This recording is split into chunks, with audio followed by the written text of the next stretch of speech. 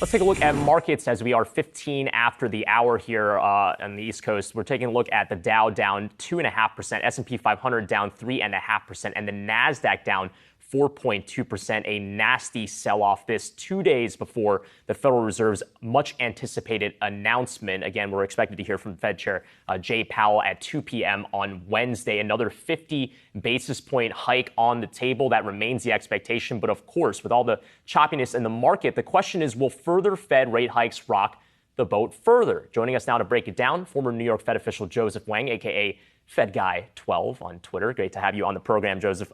Just kind of want to kick things off by asking about what your expectations are for the Fed as they continue this firefight with inflation. Hey, Brian. First of all, thank you for having me. Pleasure to be here. So as you noted, the market expects 50 basis points, although there is some expectation priced in for a 75 basis point hike. So from what I understand about the Powell Fed, first rule, do not surprise the markets.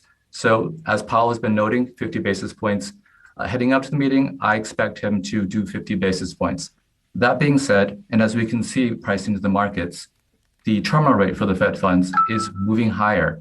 So what I expect is the Fed to actually do 50 basis points this week, but slowly guide the market toward a higher terminal rate and potentially a more rapid pace. So they're going to keep the possibility of getting to of doing a 75 basis point or more hike in future meetings.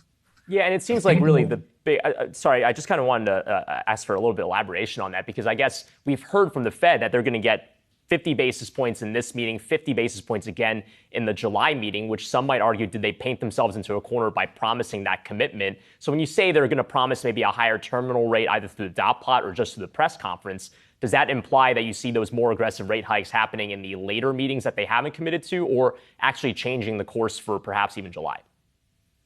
So July is in the future. I think it would be fine for Powell to guide or at least open up the possibility of larger rate hikes above 50 basis points, opening up the possibility for 75 in a future hike.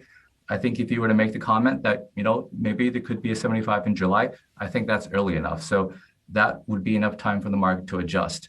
But really, the more important tool that the Fed has is forward guidance. And so it's being able to guide the markets towards either, let's say, a redefinition of neutral towards something, let's say, higher than 2.5, 3, which Powell has been noting, which would be more reasonable.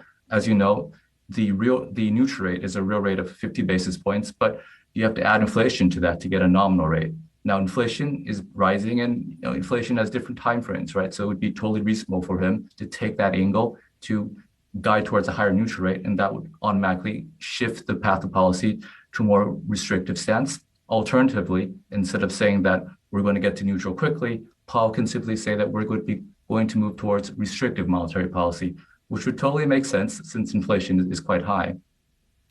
Joseph, we're continuing to see steep declines today on the back of that inflation print that we got on Friday. And I heard you say recently that you think the market just is underestimating what exactly the Fed needs to do when the rate is at 8.6%, the headline number there. I mean, what, in the simplest terms, what should investors be bracing for? I think investors should expect a terminal Fed's funds rate markedly higher than, let's say, we're pricing in at just below 4% as a terminal rate. I think the market should expect higher terminal Fed funds. The reason being is you have to look at this from the Fed's perspective. The Fed looks at the rate, looks at the world through the lens of the neutral policy rate, neutral being 50 real basis points. You have to add inflation onto that to get to a neutral nominal rate. So inflation is pretty high, and you have to go above neutral if you actually want to be restrictive in your monetary policy. So if inflation is, let's say, 4% in the medium term, you add 50 basis points to get to 4.5 as a neutral nominal rate. You have to go above that to be restrictive. So you can easily see a Fed funds rate 5% or above. And we have other officials, let's say Larry Summers or Bill Nelson, former senior Fed official, also echoing similar sentiments. I think that's actually very reasonable given the dilemma we're in right now. The market's not pricing that. Eventually, when it does, I expect that there'll be a lot of volatility going forward. Joseph, another thing that people seem to be forgetting about is that this is the first month, began about 2 weeks ago, that the Fed has begun actively shrinking its asset holdings on its balance sheet. Nearly $9 trillion. It's letting some of those maturities, mortgage-backed securities and U.S. Treasuries roll off. How do you think that's impacting what we're seeing specifically in rates right now? And is that helpful or harmful to what the Fed's trying to do here on inflation? That's a great point, Brian. So the Fed is not only tightening the overnight rate and guiding forward, but it's also engaging in quantitative tightening starting this month. So in my view, quantitative tightening does two things. One is increases the supply of treasuries, increases the supply of duration into the market. And the other thing is that it's sucking liquidity out of the market.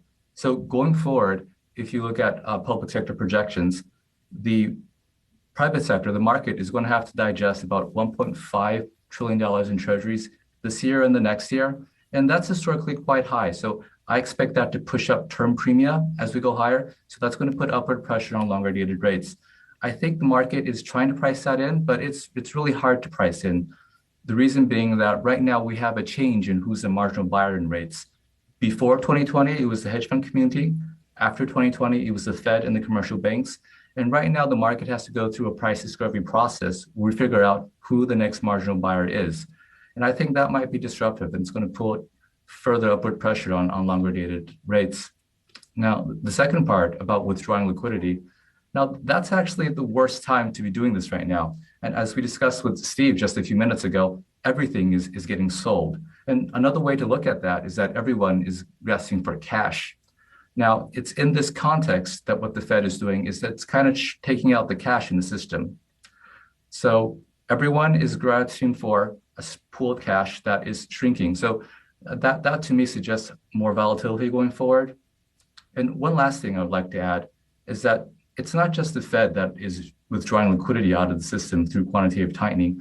If you look at the Fed's reverse repo facility, it's climbing. It's recently up to 2.1 trillion. I expect it to go much higher. And that's another drain in the system that I don't think the Fed anticipated. If you look at their speeches, they were anticipating QT to go quite smoothly because of what's in the RRP, expecting that the liquidity they drained would come out of the reverse repo facility.